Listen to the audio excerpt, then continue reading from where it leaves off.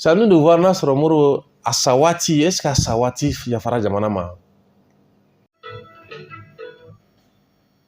Foli ani tɔni an ma se an lamɛnbaga bɛɛ lajɛlen ma Mali kɔnɔ ani Mali kɔ kan. Ka foli se ami Baba Cissé, le promoteur de la radio Sahel FM. Amidou n y'a fɔli min kɛ sisan ko maliden fanba labɛnnen tɛ ka yɛlɛma, ale y'a sɛbɛn ka fili bɔlɔlɔ sira kan. An ɲɛ b'a la a bɛ ka jigin groupe bɛɛ kɔnɔ, n'ale y'a bila dɔrɔn bɛɛ b'a ta. O labɛnnen tɛ Amidou. C'est à dire que min fɛ ka f'i ɲɛna, an ye jateminɛ min kɛ, an ye wulikajɔ min kɛ, jate min sɔrɔla an fɛ,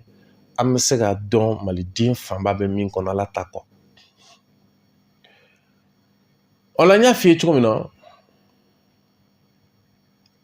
ko an ma pili, an ti yɛlɛma sira yɛrɛ, c'est à dire que an mugu t'a la yɛrɛ.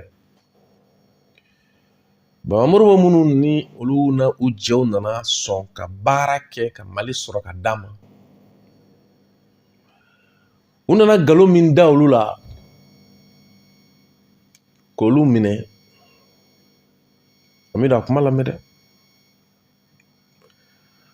Kuma min nana dɔw la k'olu minɛ, Amidou bɛ se ka fɛn ɲuman sen kɔrɔ. Parce que yagu dɔw de fɛnɛ kan ka na an ka panneau ko an m'olu ta cɛ o. Aw fisa ni Amidou ta ye kuma. An ye émission tigɛ o de kama quoi. Kore kɛnɛmamɔgɔw m'a mɛn dɛ. Voilà, parce que u bɛn'a lajɛ ni u bɛ se ka ɲɛ min sɔrɔ an ka panneau ko la, o de kɛ dɔ ka fara fanga kan dɔɔni quoi. Donc an y'olu ta fɔlɔ cɛ parce que n'a ma nin sɔrɔ bi sini an bɛ se ka dɔ wɛrɛ. Voilà, mais minnu ta Mali ko de don. Mali baro ka di dɛ. Cɛ est ce que an tɛ nin fɛn ninnu sɛbɛn ya? Est ce que ni nin sɛbɛn ni jamana wɛrɛ mɔgɔ y'a kalan yɛrɛ, mɔgɔ i sigi tɛna maloya ni yɛrɛ ya parce que tellement que an ka jamana bɛ tan quoi. Donc olu Modibo, Ala ka hinɛ a la, o n'u jɛ minnu nana k'an ka jamana bɔ bolo la, u nana olu minɛ kan kɛ mun ye? A dɔ la sɔrɔsi minnu minɛ olu ko non k'u bɛ ka jamana mara ni kankɛya min ye n'o ye système min ye, n'o ye forobaya hakɛ de ka, c'est à dire que foroba ka bila ɲɛfɛ ka duguma bila kɔfɛ, n'o hakilina nɔ kan, a yira k'a fɔ o tɛ Faransi ka hakilina ye. Faransi bɛ min nɔfɛ ko ka duguma bila ɲɛfɛ ka foroba bila kɔfɛ, le système capitaliste et le système communiste, mais le système socialiste. Ko o ni mɔgɔ dɔw fɛnɛ bɛ gouvernement kɔnɔ ko k'olu bila. Nka ko min nana labɛn dugu ma ko milisi ko, ka taa sɔrɔ Modibo minɛlen, a taara ministre ka dagayɔrɔ fɔlɔ la yen, ka bɔ yen ka taa n'a ye Kati, ka taa bila champ de tir la ka marifaw ci, ka n'o ci a kɛrɛfɛ kɔ. Maa min ye u ka jamana bɔ bolo la, o ye Neko la. C'est à nous de voir n'a sɔrɔ Modibo a sa waati est-ce que a sa waati yafara jamana ma. Bon o kɛra o ma kɛ o de kama hakilimaw b'a fɔ a dɔ la a b'a mɔgɔ la a b'a tigilamɔgɔ ka bonya segin a ma quoi, tiɲɛ dɔɔni kɔfɛ quoi. Est ce que o fɛnɛ kɛra wa? Mais i bɛna ye k'a fɔ u nana mun wɛrɛ fɔ kɔfɛ tugun, ko Modibo kun ko Bamakɔ bɛɛ bɛ taa dumuni kɛ yɔrɔ kelen quoi. Donc an bɛɛ tɛna fara du min kan sa, o du kun ye du jumɛn ye? Amadu Jugani yɛrɛ ko k'a tɛna kɛ n'o tobili kun bɛ kɛ stade Modibo Keyita kɔnɔ, ko Modibo kun ka bon ni Mali stade bɛɛ. Parce que jamana min don kana siga la dɛ, a den fanba bɛ da nkalon la ka tɛmɛ tiɲɛ kan quoi. O t'o dɔwɛrɛ ye dɛ, o ye parce que a den fanba bɛ nkalon de kɔnɔ quoi. U nana mun kuma wɛrɛ fɔ tugun, k'a fɔra ko cɛkɔrɔbaw bɛɛ bɛ faga, ko musokɔrɔbaw bɛɛ bɛ faga quoi. Modibo minɛ kun bɛɛ filɛ. Fo kunu fo bi, ni minɛli kɔni bɛ kɛ a kuma dɔ de bɛ fɔ dɔrɔn. Fo kunu fo bi a ma yɛlɛma, a tɛ yɛlɛma yɛrɛ. Fɔli sen kelen dɔ sen kelen. Wa tubabu b'a mara tan de fɛnɛ koyi. Faransi nana don min na an minɛli kama fo bi, k'an don jɔnya kɔnɔ fo bi, fɔli sen kelen dɔ sen kelen. E ma o yɛrɛ tɛ kuma bilen yan. I bɛ Faransi kumakan de mɛn bilen. I t'o mɛn bilen o.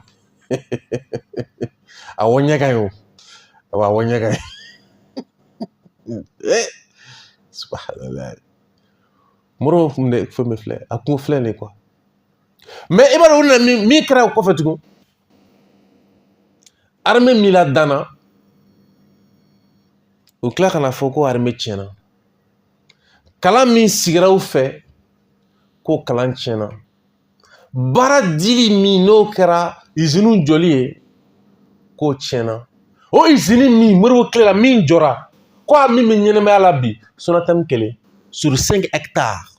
a jolo morika sonatam kele ne be mi ya bero chan anga na waru kuma mbolo boray kalam boray faransi min kun gena nanga jamana tumo bolo o fana sigina fembe nana bla lokoro la o kin kele min ban fana o nana na be c'est à dire que cheni femfe wale femfe be ko u boro nunu ku yo kele o ya cheni wale be chekana na itu we nyuma femfe la dan o ya be chen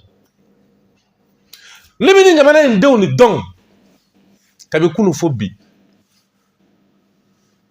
ne moga don ne kluma sama don ne fa don ne rebu don o ne klemi yo abena be la la je yo wangu don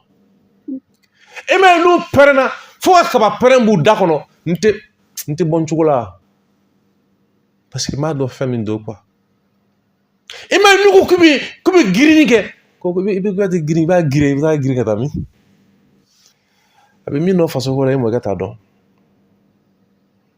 abang ni sancha minge faso ko la ika kabla be iti sigi bolo yeshi musoma sigi bolo yeshi chema ko minga keta ba ka keta boko ore ka ba se ka mila kale tse ka la kale re kani blaji o ka re dik ma yego na afa ka bla ro na be dai ya kede ibi telephone la blasan moro talen ko fe moro ne fan kale na la be ye fan la dan ko faso ka jonaye abetira o gansa. Est-ce que c'est un fruit du hasard? Ça, ce n'est pas un fruit du hasard. Eh bien, c'est ma code. Donc, Mali Flair avait une réalité de comment. Voilà. Araman Ben dira dit ben le cerveau. Au lieu de faire quoi un chien mire. Moro nous qui a un beau bord à me faire quoi de bord à clé quoi. Au comment on transcrit kulukuro wakati la k'a faut que les héritiers du président Moro Keita. Pour que k'a dɔn k'u ye min ta ka Moribo sɛgɛrɛ ko Benzema tɛ a hakilina a ka baara ɲumanw u ka cɛsiri u ka kunkilenna u y'a ɲini k'a bɛɛ dogo Moribo ninnu de sɔnna k'a ɲini malidenw fɛ ko ka jɛ u ka kalo dɔ sara kɔ o de kɛra ka Radio Mali sigi k'a minɛnw san ka tila k'a wari tɔ bila Radio Mali ye mais Moribo y'o min minɛ u y'a sigi mɔgɔw ma a juru min minɛna baarakɛlaw la dɛ u bɛ tila k'a sigi u ma o Radio Mali tun bɛ Moribo ka laseli minnu kɛ o bɛ min o donni ma Radio Mali tun bɛ laseli minnu kɛ o laseli kumakanw bɛ min u y'a bɛɛ tunu e bolo ko ye gansan de ye Moribo minɛlen 109 kaso a 109 kɔnɔ dɔw ko a ye waganɛw de fa kɛsiw de fa a yɛrɛ ka sɛbɛnni na ale ma se ka min kɛ Ala ka latigɛ kɔnɔ a ma jɛ Mali kɔ a ma jɛ a ka kɛlɛ kɔ a ma Mali labila a ye sɛbɛnni minnu kɛ u y'a bɛɛ tunu o bɛ sɛbɛnniw bɛ min a sɛbɛnniw bɛ min u ma dan o ma u y'a ɲini ka Moribo yɛrɛ kɔtigɛ Moribo bɛ fatura san min na o nɔ kan san a furumuso n'o ye Mariam Tarawele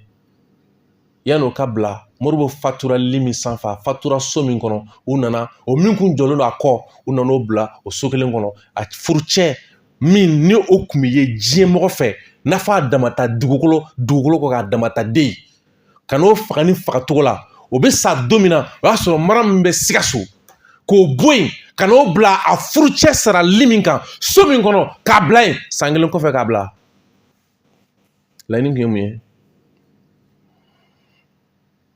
i furucɛ sara yan ne sara nin dilannen kan kuwa yana bɛ bila o kɔrɔ i furucɛ tɛmɛna sira min fɛ i t'i banba i b'i banba i b'i banba o kelen don o kelen don subahanallahi u tɛ yɛlɛma a bɛ n ko maliyɛn a fanba tɛ yɛlɛma ne b'u dɔn na ala cɛ o siratigɛ la n bɛ fɛ ka fɔ a ɲɛna an bɛna kuma minnu fɔ nin mois d'août in na mois septembre la ka taa fɔ octobre la an bɛna Mali kunu na ɲɛnamaya pour que bi ko k'a dɔ bɛ min kɔnɔ quoi i bɛ min kɔnɔ i yelen don anw fɛ ni ye ɲɛna min ye an b'i sugu f'i ye quoi i bɛ subaga bilennama dɛ an b'i subaga bilennama yɛrɛ i yɛrɛ la wa nin ye kunun ko de ye dɛ wa foyi ma yɛlɛma la bi a Mali kɔrɔni o de kama tellement que juguya taara ka Moribo sɛgɛrɛ a ka ɲɛnamaya kɔnɔ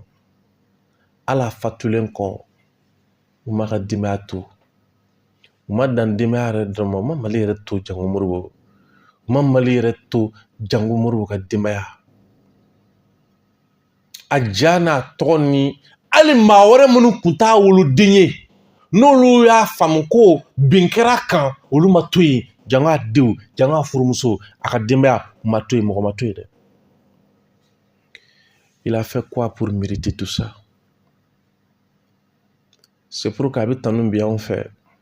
ni min ko k'o ti kɛ i b'i tulo ci de walima i bɛ jamana in bila o fana ala ka latigɛ dɔ de ye o de kama an ko Moribo kunkɔrɔta la